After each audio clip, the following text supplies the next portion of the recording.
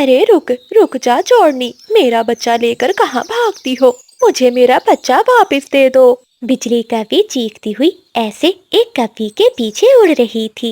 उस कभी के पास एक छोटा सा बच्चा था। वो दोनों कवियाँ उड़ते उड़ते घने जंगल में पहुँच जाती है। घने जंगल में एक कबूतर और तोता बैठे हुए थे। बिजली कभी भागती हुई उनके पास जाती है। तोते और कबूतर भैया, मेरी मदद करो। एक कभी मेरा बेटा लेकर भाग रही है, मुझे मेरा बच्चा वापस दिलवा दो। तभी वो दूसरी कभी भी जोर जोर से रोती हुई चीखती है। नहीं तोते और कबूतर भैया, ये मेरा बेटा बबलू है। मैं ही इसकी असली माँ हूँ और मैं इस पागल कवि से अपने बच्चे को बचाने के लिए उड़ रही हूँ। उन दोनों कवियों की बातें सुनकर तोता और कबूतर घबरा जाते हैं। उन दोनों की समझ में कुछ भी नहीं आ रहा था, इसलिए वो फैसला करते हैं। ठीक है कवियों, हमें नहीं मालूम कि तुम दोनों में से कौन सच बोल रहा है, इसलिए हम तुम्हारा फैसला जंगल की सबसे बुद्धिमान चिड़िया से करवाएंगे। ऐसा कहते हुए तोता और कबूतर दोनों कवियों को जंगल की सबसे बुद्धिमान कोमल चिड़िया के पास लेकर जाते हैं। जंगल के सभी पक्षी वहाँ पर इकट्ठे हो जाते हैं। फिर तोता सारी बात कोमल चिड़िया को बताता है। कोमल चिड़िया कुछ देर सोचती है और कहती है, इस नन्हे बच्चे के दोनों पंख एक कवि पकड़े और दोनों पाँव दूसरी कवि पकड़े और फिर दोनों अपनी तरफ जोर जोर से खींचे। बच्चा जिसकी तरफ खींचा जाएगा वही उसकी असली माँ होगी। ये सुनकर बिजली कवि और नीली कवि खामोश हो जाती है। क्या हुआ, तुम दोनों चुप क्यों कर गई? वो दोनों कवियाँ रोने लगती है और कहती है, मेरा नन्हा छोटा बच्चा दर्द से रोएगा, इसलिए मैं ऐसा नहीं कर सकती। हाँ चिड़िया बहन, मैं अपने बच्चे को इतने दुख में नहीं देख सकती। ये सुनकर चिड़िया बहुत हैरान होती है, क्योंकि असली माँ ही ऐसा सोच सकती है। अब चिड़िया दूसरा उपाय निकालती है। तो ठीक है, तुम दोनों कवियों में से जो कभी भी जलते हुए कोयले पर चलकर अपने बच्चे के पास पहुँचेगी वही उसकी असली माँ होगी। लेकिन चिड़िया की ये कोशिश भी नाकाम रहती है। बिजली कवि और नीली कवि दोनों ही जलते हुए कोयलों पर चलकर बच्चे तक पहुंच जाती हैं। अब तो मामला और भी ज्यादा बढ़ गया था। दोनों कवियां तो आपस में लड़ रही थी कि बच्चा उनका है। कोमल चिड़िया कुछ देर सोचने लगती है और फिर कहती है, तुम दोनों कवियां 2 दिन इस बच्चे से दूर रहोगी। जो असली माँ होगी वही ऐसा कर पाएगी। लेकिन इस शर्त को पूरा करने के लिए वो दोनों कवियां राजी नहीं होती। तभी बिजली कवि चिड़िया से कहती है, कोई माँ भी अपने बच्चे से पल भर के लिए दूर नहीं रह सकती। फिर 2 दिन भला मैं अपने बबलू के बिना कैसे रहूंगी? हाँ चिड़िया बहन, कोई माँ भी अपने बच्चे से दूर नहीं रह सकती। फिर 2 दिन मैं अपने बच्चे के बिना कैसे रहूंगी? मैं मर जाऊंगी। बिजली कवि चीखते हुए बोलती है, ये झूठ बोल रही है, बच्चा मेरा है। मैं अपने बच्चे को घोंसले में सुला रही थी कि तभी ये कवि खिड़की से आकर मेरे बच्चे को लेकर भाग गई। वो तो शुक्र है मेरी नजर इस पर चली गई, वरना मेरा बच्चा आज मुझसे दूर हो जाता।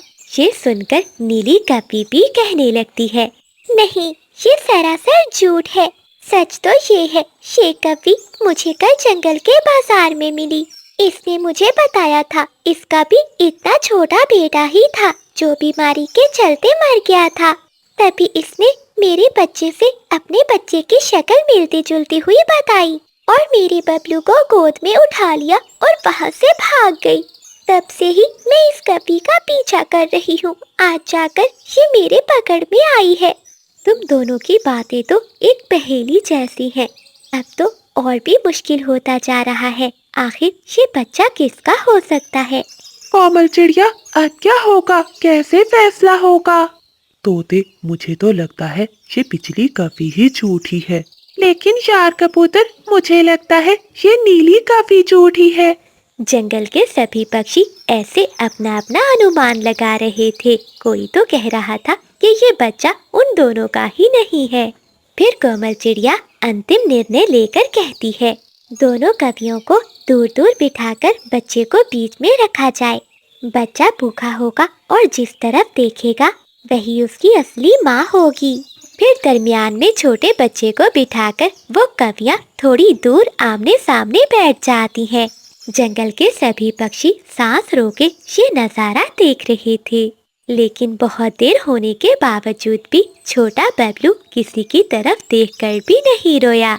वो तो वहीं बैठा छटपटा रहा था।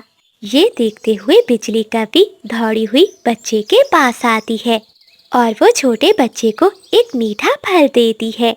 तभी रोते हुए बिजली कभी कहती है, मेरा बेटा बबलू जब भी भूखा होता है तो वो ऐसे ही छटपटाता है।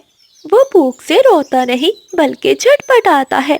ये सुनकर और बबलू को बिजली कभी से मीठा फल लेते हुए खाते हुए देखकर सब दूध का दूध और पानी का पानी हो जाता है। अब तो नीली कभी किसी से नजरें भी नहीं मिला पा रही थी, क्योंकि उसकी असलियत सामने आ चुकी थी। नीली कभी चुपचाप गुमसुम बैठी हुई थी। क्यों नीली कभी, अब तुम अपनी असलियत बताओगी या तुम्हें उल्लू सिपाहियों के हवाले कर दूं? खामोश बैठी नीली कभी रोते हुए कहती है, मैं अपने बेटे और अपने पति के साथ बहुत सुखी जीवन बीता रही थी। एक शाम हम जंगल के मेले से लौट रहे थे, तभी कुछ चीलों ने हम पर हमला कर दिया, जिसके कारण मेरे पति और मेरे बेटे की मृत्यु हो गई। मेरी पूरी किस्मत थी जो मैं उस हादसे में बच गई। लेकिन मैं अपने बच्चे को हर कव्वे के बच्चे में देखा करती थी। जब मैंने बिजली के बेटे को देखा तो उसमें मुझे मेरा बच्चा नजर आया और मैं उसे उठाकर ले आई। मुझे मेरा बच्चा चाहिए। नीली बहन, ये सब सुनकर बहुत दुख हुआ। तुम्हें तो मालूम है अब तुम्हारा बच्चा इस दुनिया में नहीं रहा। अगर तुम किसी के बच्चे को लेकर भागोगी तो तुम उसकी माँ को भी अपनी तरह दुखी ही करोगी। तभी बिजली कभी नीली कभी से कहती है, नीली बहन, तुम जब भी मेरे बच्चे को अपना बच्चा समझकर देखना चाहो तो मिल सकती हो। मैं तुम्हें कभी नहीं रोकूंगी। आज से तुम मेरी बहन हो। अगर तुमने किसी और पक्षी के साथ ऐसी हरकत की तो मैं तुम्हारी बहन होने का नाता तोड़ दूंगी और मैं अपने बच्चे से भी नहीं मिलने दूंगी। हाँ। फिर नीली कभी रोते हुए बिजली कभी और बबलू को गले से लगा लेती है। मुझे माफ कर दो बिजली बहन, अब मुझे किसी के बच्चे को चुराने की क्या जरूरत, जब मुझे बहन और बच्चा मिल गए हैं। उस दिन के बाद से नीली कभी बिजली कभी के साथ ही रहने लगती है। ऐसे वो दोनों कवियाँ मिलकर छोटे बबलू की देखभाल करती है। प्यारे दोस्तों, इस कहानी को लाइक, चैनल को सब्सक्राइब और अपने दोस्तों के साथ शेयर करना मत भूलिएगा। आपका धन्यवाद।